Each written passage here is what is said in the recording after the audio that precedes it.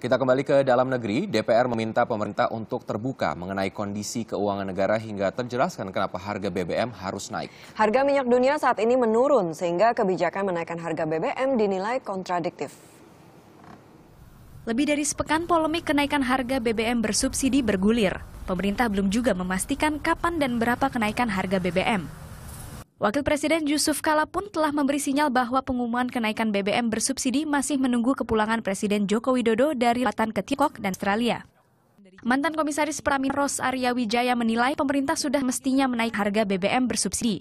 BBM bersubsidi selama 10 tahun terakhir dirasa salah sasaran. Dari hasil audit beberapa tahun belakangan, Pertamina jika pemerintah tidak menaikkan harga BBM bersubsidi. Ternyata selama 10 ini kalau kita lihat, itu 150 triliun per tahun rata-rata dinikmati oleh lapisan rakyat menengah dan kaya, termasuk pelaku bisnis dan industri. Adil nggak?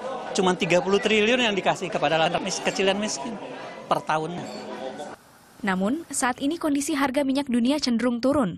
Kebijakan kenaikan harga BBM bersubsidi dinilai kontradiktif dengan harga minyak dunia ini. Ketua Komisaris 7 DPR RI Kardaya Warnika meminta pemerintah untuk menyampaikan secara terbuka bagaimana kondisi keuangan negara hingga kebijakan menaikkan harga BBM bersubsidi harus dilakukan. Namun demikian, di dalam APBNP itu pasal tadi kalau nggak salah pasal 14 ya nggak salah, itu disebut bahwa harga BBM itu bisa direvisi didasarkan pada dua hal. Satu adalah harganya mentah ICP, yang kedua kurs dolar. Komisi 7 yang kini belum satu suara dengan pemerintah untuk menaikkan harga BBM kedepannya akan memberi saran kepada pemerintah dalam mengatur anggaran alokasi dana BBM ini. Sementara itu, anggota DPR dari fraksi Partai Pendukung Pemerintah PDI Perjuangan Effendi Simbolon menolak rencana pemerintah menaikkan harga BBM. Ia meminta ada langkah konkret di sektor energi dalam menetapkan kos per liter BBM akan dinaikkan.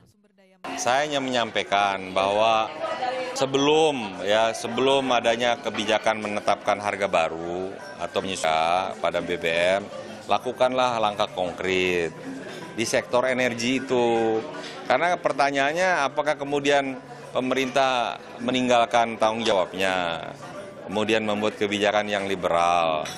Pasca pelantikan 20 Oktober lalu, pemerintahan Jokowi JK mengagendakan kenaikan harga BBM bersubsidi. Hal itu dilakukan untuk menekan beban anggaran negara. Nantinya anggaran bersubsidi BBM dialihkan untuk sektor pertanian. Di Melodi, Bagus Darmawan melaporkan.